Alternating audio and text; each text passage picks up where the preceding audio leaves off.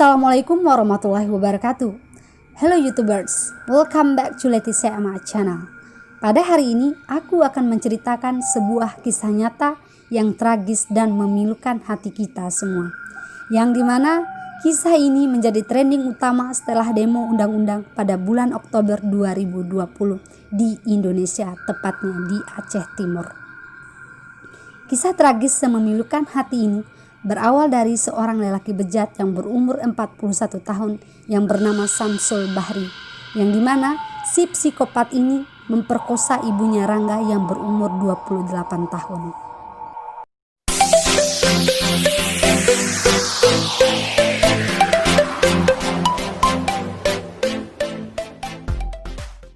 Tapi pertama-tama aku akan mempersembahkan informasi kehidupan Rangga.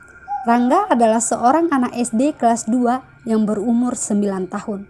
Di sekolahnya, dia dikenal karena kepintarannya dan sering mendapatkan juara. Ayah dan ibu Rangga tidak memiliki pekerjaan yang tetap. Mereka tinggal di dalam perkebunan yang jauh dari pemukiman warga. Rumahnya Rangga berdindingkan kayu dan berlantaikan tanah.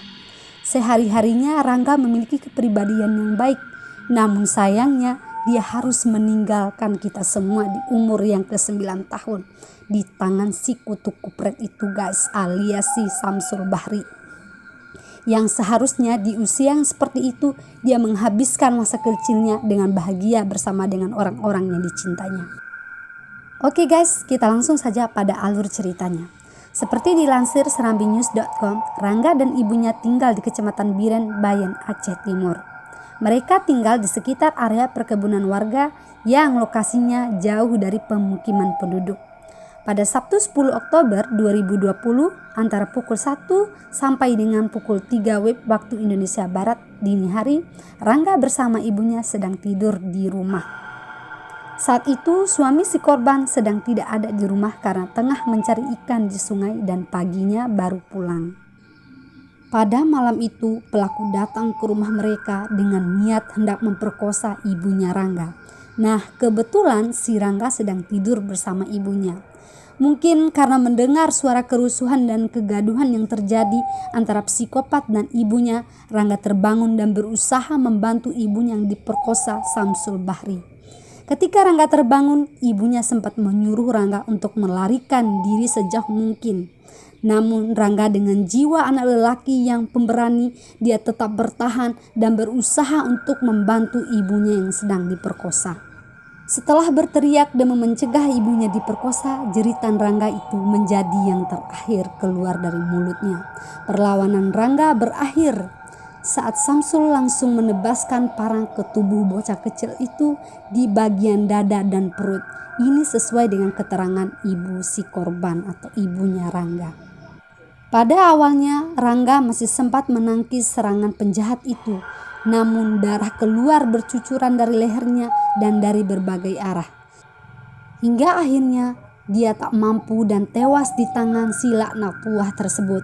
Setelah melampiaskan nafsunya, Samsul Bahri si pelaku bilang kepada ibunya Rangga, "Kau ikut aku ya, anak kau kita buang aja." Kemudian ibunya menjawab, "Jangan, biar bapaknya aja yang kubur." Tak hanya membunuh Rangga, Samsul Bahri juga memasukkan jenazah korban ke dalam karung dan membuangnya ke sungai.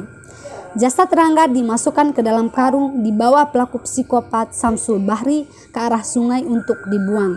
Saat tersangka lengah, ibunya Rangga berhasil melepaskan ikatan di tangannya dan kabur mencari pertolongan ke pemukiman warga Gampung Ale, Gandeng Kampung.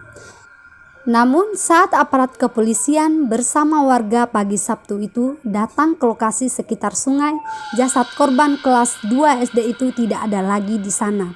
Tapi untuk keesokan harinya jasad Rangga baru ditemukan tanggal 11 bulan 10 2020 sekitar jam 4 WIB waktu Indonesia Barat dalam kondisi terapung di aliran sungai. Kasat Reskrim Ibtu Arif S. Wibowo mengatakan berdasarkan hasil visum tim medis menerangkan adanya luka bacok pundak kiri sepanjang 15 cm, lebar 5,5 cm dengan kedalaman luka 5,5 cm. Luka bacok di leher kiri sepanjang 8 cm, lebar 1,5 cm dan kedalaman 2 cm. Luka bacok di rahang kiri panjangnya 14,5 cm, lebar 2,5 cm, dan kedalaman 2 cm. Kemudian ada juga luka tusuk di leher depan dengan kedalaman 3,5 cm dan panjangnya 1,5 cm. Luka tusuk bahu kiri lebar 1,5 cm dan panjangnya 4 cm serta kedalaman 3,5 cm.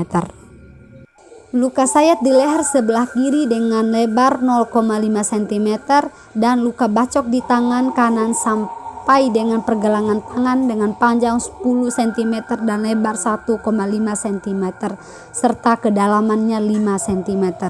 Selain itu, ada luka bacok di lengan kanan bawah dengan panjang 5,5 cm dan lebar 2 cm serta luka bacok jari kanan mengenai jari kelingking manis dan tengah. Pihak medis menduga penyebab kematian Rangga karena putusnya nadi besar di sebelah kiri akibat benda tajam. Saat itu, Samsul Bahri, pelaku pemerkosaan dan pembunuhan bocah berusia 9 tahun, telah berhasil diamankan oleh polisi dari lokasi persembunyiannya pada tanggal 11 bulan 10 2020. Tak hanya itu, polisi juga memberikan hadiah berupa timah panas kepada pelaku lantaran mencoba menyerang petugas saat akan ditangkap. Pelaku rupanya bersembunyi di bawah pohon besar milik masyarakat yang di Dusun Kumbang, Gampung Aloe, Gading Kampung. Dan pada saat itu pelaku tidak menggunakan baju, hanya menggunakan celana jeans berwarna biru guys. Dan ia memegang senjata tajam jenis samurai, ya mungkin untuk menggertak atau menakut-nakuti polisi kali ya. Dan ketika dilakukan penangkapan oleh tim juga turut dibantu oleh masyarakat. Pelaku Samsul Bahri juga sempat melakukan perlawanan sehingga petugas beberapa kali memberikan tembakan peringatan ke atas agar pelaku menyerahkan diri kepada pihak kepolisian. Kata Kapolres Langsa AKBP Giarto S. Hasik. Melalui Kasat Reskrim Ibtu Arif S. Wibowo, menurutnya pada saat pelaku Samsul Bahri akan dibawa ke Mapolres Langsa, pelaku sempat memberikan perlawanan kembali. Karena membahayakan keselamatan petugas, akhirnya pelaku dilumpuhkan dengan memberikan tindakan tegas berupa tembakan ke arah kaki sebanyak 3 kali. Noh kan, mampus loh. Dan untuk saat ini pelaku bersama dengan barang bukti telah kita amankan di Mapolres Langsa untuk dilakukan penyelidikan. Ini ungkapan langsung dari Kasat Reskrim. Nah, by the way, pelajaran yang bisa kita ambil dari kisah nyata yang sangat memilukan hati kita semua ini guys. Yang pertama, jagalah pandangan. Jangan sampai kita berniat buruk kepada orang lain karena pandangan yang tidak bisa dijaga. Dan yang kedua, jagalah hawa nafsu, apalagi kepada yang bukan muhrim sama sekali. Kemudian pelajaran lain yang tak kalah penting yang bisa kita ambil yaitu cinta Rangga kepada ibunya. Hingga dia rela mati demi ibu tercinta. Sungguh Rangga mati dalam keadaan syahid karena menjaga kehormatan ibunya tercinta. Aku berharap dan berdoa kepada Sang Maha Kuasa semoga kita semua dan keluarga kita selalu dalam lindungan Allah dan dijauhkan dari niat buruknya manusia dan semoga didekatkan dengan orang-orang yang baik. Oke, segitu saja. Thank you for watching. Wassalamualaikum warahmatullahi wabarakatuh. Salam YouTubers.